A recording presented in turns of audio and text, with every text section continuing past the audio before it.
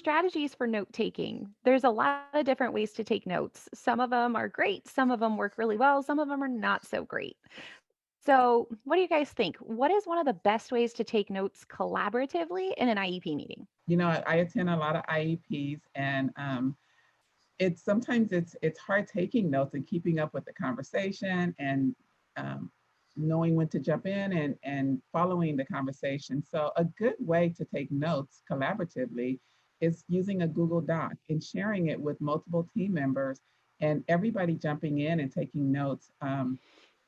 Are participating in the note taking, because if I'm talking, I can't be taking notes at the same time, but there's important information that's being shared at that time that may need to be documented in the notes. And it's kind of difficult to go back and recap what has been said after it's been said. So I rather like someone else jumps in and takes the notes at that time. And also sometimes there's conversation that are happening, and then one person's taking the notes, and then another conversation starts, but that person has not completed the details that's required for that portion of the notes. So if you have someone else taking notes, they can jump in on that conversation and start and pick up that piece of documentation of the notes. Awesome. Thanks, Audrey. Now, I know as program specialists and coordinators, we attend sometimes adversarial meetings and we do our best to mediate. But when you think about seating arrangement, is there a good spot, bad spot, seating arrangement wise when it comes to being the note taker? Crystal, I would have to say when I'm taking notes, I definitely like to sit close to the case manager and either across from the parent or slightly away. I think it's important to make sure that I'm not distracting the parent with their participation during the meeting. I have noticed at times that if I'm next to the parent taking notes, I find the parent looking over my shoulder and wanting to make sure exactly what I'm writing at that moment, rather than waiting to the end when we're going to review the notes anyways. I agree. Sometimes they seem distracted by the processes that are going on in the meeting and they don't get to fully engage when they're trying to focus on what everybody's doing in the meeting. So I think you're right on with that, John. I like to just jump into one thing that's happened at our IEPs is that we inform the parents. If you see us typing, we're taking notes. We're both on this document. We're taking notes together so that they know that we're actually attentive to what's happening at the IEP. We're not answering emails or things like that. We're actually attending to the IEP. So, team rules, we touched on this a little bit. Is there an ideal note taking strategy or the perfect person to take the notes? One of my hard and fast rules is that whoever is currently presenting or facilitating really should not be the note taker. And that is because it's two different tasks trying to be done simultaneously: to facilitate an IEP or to present a report and to take notes. And I will share that when I was a case manager, that's exactly what we did. We had to take the notes for the IEP, and so they were very much skeleton and not as legally compliant as what we can do through a Google collaborative Google Doc. So I do understand when a district support personnel, a program specialist or coordinator attends the meeting, it's like, you know, I know I can trust that the notes for this difficult meeting will be legally compliant, but we definitely will be needing your help as we facilitate, look for compliance on the pages themselves, that other people are contributing and taking the lead on the note taking.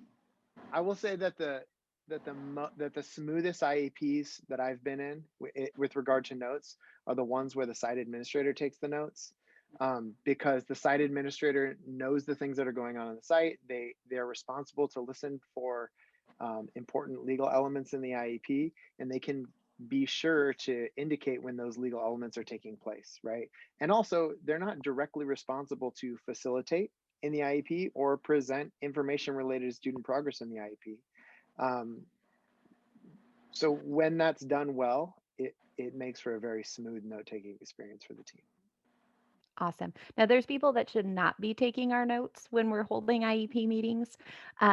So I know that, again, as program specialists and coordinators, we attend a lot of meetings that have an attorney or an advocate, and there's always supposed to be a parent at our meeting.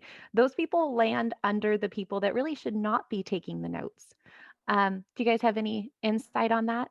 When our attorneys attend the meeting, they're focused on legal compliance and making sure that the T's are crossed, the I's are dotted. They're not focusing on the notes. And I think too, again, the facilitator or the person, an attorney, they're looking forward. They're listening to what's happening. They're thinking about the questions that need to be posed. The note taker is always in arrears. They're behind, and so they're capturing what's already happened. And the parents are participants, right? And so if they're trying to take notes, they wouldn't be able to keep up with the conversation as well. But also, this is the district's document, even though it is for the student and it goes to the parent, it is a district document. And so Moreno Valley Unified School District employees are the people that should be taking the notes, and not attorneys, and not parents or advocates. I do want to circle back around to what Brian said, pointing out that the meetings that he has been to, the administrator has done well to take the lead. There's a caveat to that, and that is that Brian was at those meetings, so he was probably facilitating. So if you're at a meeting where it's just your site team, the administrator is going to be the facilitator most likely. So if your administrator is your facilitator, you're going to look towards your collaborative, your related service providers, your speech pathologist, your OTs, the case manager when she's not presenting, that would do that support. Michelle, to add on to that, when I've teamed up with the administrator where we're working on one Google Doc between the two of us, I have found that it's easy to help facilitate because there's always clarification questions that are needed. So when there's two people working on the notes, one can see where maybe we need additional questions to add to the notes or provide clarification for what specifically was meant by a comment.